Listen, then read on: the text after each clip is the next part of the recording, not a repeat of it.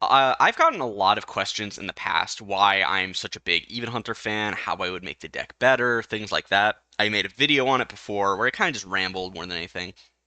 But I really do want to talk about why I include cards in this deck specifically. This is probably the deck I know the absolute most about in the game.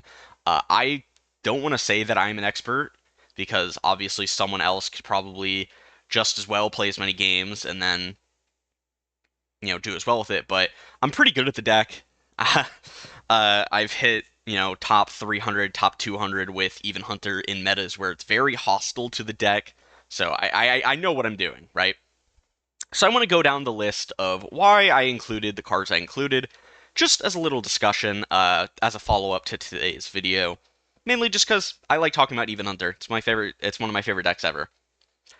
Now, to start with, one thing that people are gonna be questioning about is the Zilliax I chose. I chose Ticking Module and Twin Module Zilliax, which creates this one. 8 mana, 4/6, costs 1 less for each minion in play, Battlecry summon a copy of this. I just I just think this is good. It's a lot of stats. If it costs 4 or less mana, which is pretty doable as this deck, then it's great.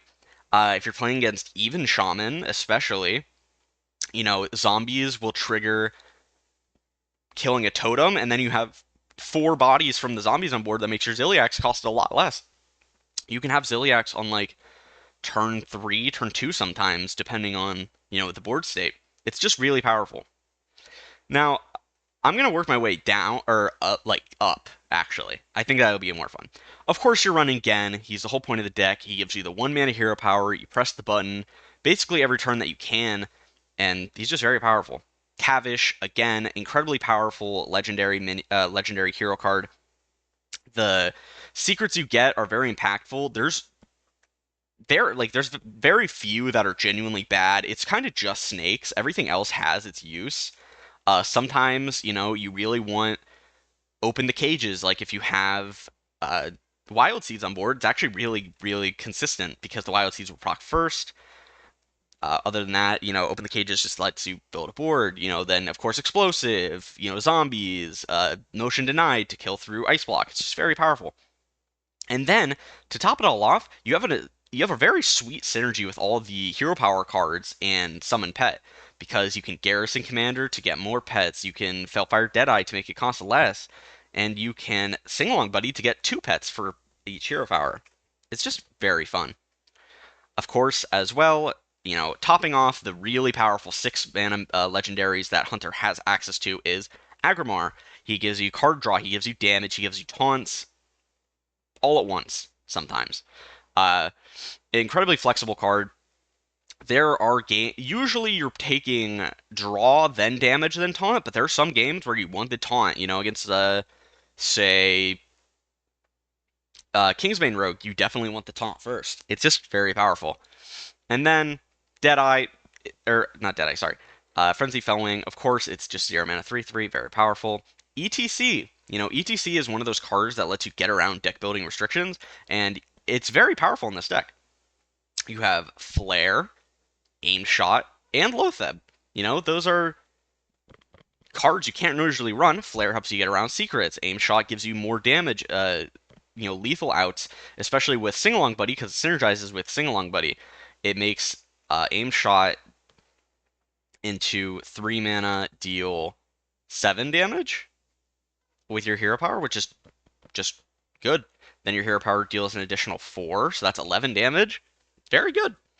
And then, of course, Loatheb is Loatheb. Sometimes you just play E.T.C on 4, Loatheb on 5, and that's a really good curve. As well as sometimes you just need Loatheb. He's just very powerful. Then we have Dragonbane. It should be obvious why you want Dragonbane in this list. We're not in a time where Dragonbane is too slow like we have been in like the past. Like there was a time where I thought Dragonbane wasn't worth running because at best it would, kill a 1/1. At the same time I didn't think Garrison Commander was a very good card for a long time as well. But now that we have, Sing Along Buddy, with Garrison Commander, of course, you have so much damage that Dragon's Bane just ends games sometimes. 7 damage face for 5 mana, that's pretty good. Then the best card in the deck, I think, is Zombies. This card is so absurdly broken. It's if you coin this on one into like most of the decks in the game, you just win. Coin this on one into even Shaman, it's really good. Coin this on one into Miracle Rogue, it's fine, I guess. Actually, not that great into Miracle Rogue, but into Miracle Priest, it's really good. Into Mine Rogue, it's really good. It also is good into Big Shaman because if they play Muckmorpher, it's a 4/4.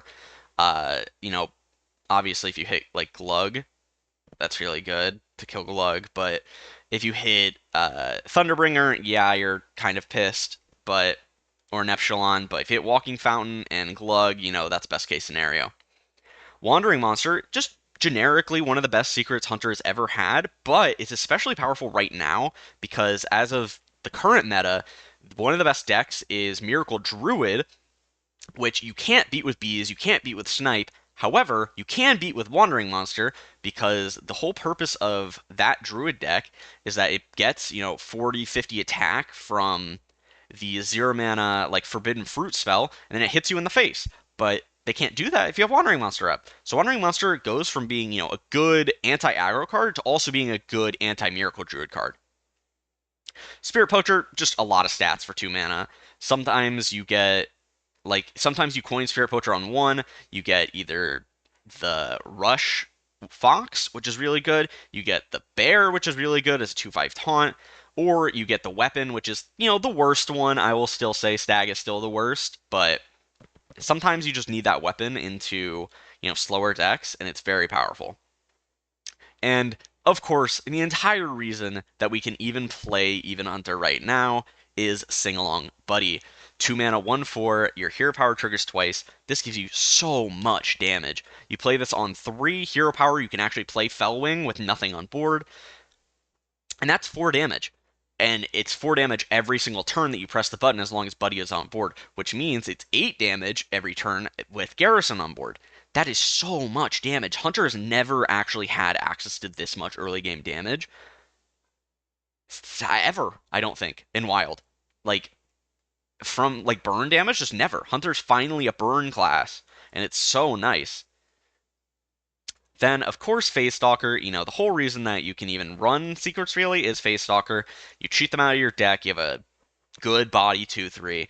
It's just good. It makes up for a lot of the card draw issues that Hunter has by thinning your deck. It's just a very powerful card. Everyone knows it. Everyone that's ever played Even Hunter knows it. And the people that don't think Phase Stalker and Secrets are good, why? This is the whole reason that the deck even really functions is Phase Stalker. And then the best secret the Hunter has currently is Hidden Meaning. Sometimes, you get a 1/1, and that sucks, but it's still a 1/1 with charge. Other times, you get, a 4/3, that's a 4/3 charge, and an effect, really good. And then sometimes you just get, a 5/5. You get, a 5/6. There are a lot of overstated 3-drops, and you're very happy. Hidden Meaning is probably one of the best cards in Hunter, let alone the best secret by far. Greedy Partner. My deck has 1, 2, 3, 4, 5, 6, 7, 8, 9, 10, 11, 12, 13, 14, 15, 16, 17, 18, 19, 20, 21, and 22 2-mana cards. Obviously, I'm going to run Greedy Partner. If you're going second, Greedy Partner is one of the best coin plays because it's effectively a 1-mana 2/3, which fights with the board very well. It gives you the coin back, so that's really nice. I love coining Greedy Partner on 1. It's a lot better than hero powering. It's a lot better than coining almost anything else out. There are scenarios where, say, you want to get Felfire Deadeye out if you know that your opponent is never going to kill a Phase Stalker, but that's typically it. Golakka Crawler, this is a tech choice. You don't have to run Golakka, but I really do like it. I even crafted a golden Golakka specifically for Even Hunter. Yeah, so with golden Golakka, with regular Golakka, you can actually kill 3/1s from Pirate Rogue, the Jolly Roger, the 1/3. You can kill, Ship Churge in Shadow Priest. It's actually saves a lot of those matchups. You can even kill amalgams with this, which is very nice into even Shaman. Other than that, 2 mana 2/3 tempo play is just fine sometimes. You just need it sometimes. Garrison Commander. Do I need to really explain why this card is good? It just uber synergizes with every other hero power card in your deck by doubling your hero power. It's just so powerful. And then, again, it's just a good body. Yeah, the sing-along buddy has the warrior 2 mana 1/4 body, but Rivercroc is good. It's just Yosef Rivercroc. And then another card that I am a big believer in is Flint Firearm. Uh, don't get me wrong, you don't need to run Flint. If you don't own him, that is fine. It's a-okay. I just believe that Flint is probably the best 30th card in the deck. Uh, there's I'd say there are 28 cards that you want to be running, and then Golakka and Flint are the best 29th and 30th card. Flint just gives you so fucking much value. Like, everyone knows the Hunter is bad card draw. Everyone knows that. Flint kind of remedies that in some cases. He gives you a lot of cards. You're usually getting 2, maybe 3 cards from Flint. So for 1 card, he's doing that, and he helps you fight for board. He helps you push damage face. He helps, you heal. He's just really good. Sometimes I've had a game where I was on like 5 health. I played Flint on 4, and I got rehydrate, rehydrate, rehydrate, dehydrate, and I won the game on against Shadow Priest just because I said fuck it. Flint was my only out. I healed the full, and it was disgusting. I wish I recorded that game. I was playing it on mobile, so I couldn't. But yeah, Flint definitely like one of the best 30th cards that you can add to a slower. Sorry, let me phrase a slow draw kind of deck. There's next to no card draw in this deck, but he's just so much value. Felfire Deadeye. This card is invaluable for the deck. 2 mana 2/3, obviously, Rivercroc stat line. That makes your hero power cost 0. So if you play it on 1 with a coin, you can hero power. Play it on 2, you can hero power. And then it really allows your hero power, synergy cards to pop off because you don't have to spend that 1 mana on the hero power, which can be awkward on like turn 4. It can be very awkward without Deadeye, but on, with Deadeye, it also makes your garrison like significantly better because you would have to be spending 2 mana to hero power twice, which does add up. Spending mana on your hero power does add up in the early game. So Deadeye kind of remedies that. And then lastly, prolific Hunter Secret Cat Trick. It's a 2 mana 4/2 with stealth. That's just good. It's it comes out after, spell usually. So if they try to clear your board with a spell, the cat trick will come out after, which gives you a lot of lethal outs. It is a beast, which sometimes matters. Not really that much in this deck, to be honest, but it does matter sometimes. Uh, and it's just good. It's just a very powerful secret. If you enjoy this breakdown of my Even Hunter list, make sure to like, comment, subscribe, tell me what you think about it below. And as I keep saying now, I do have access to YouTube membership. Of course, you don't have to do it in any way, but if you would like to support the channel, it does help a lot. I will be putting this in the description below. I hope you enjoy. All right, peace.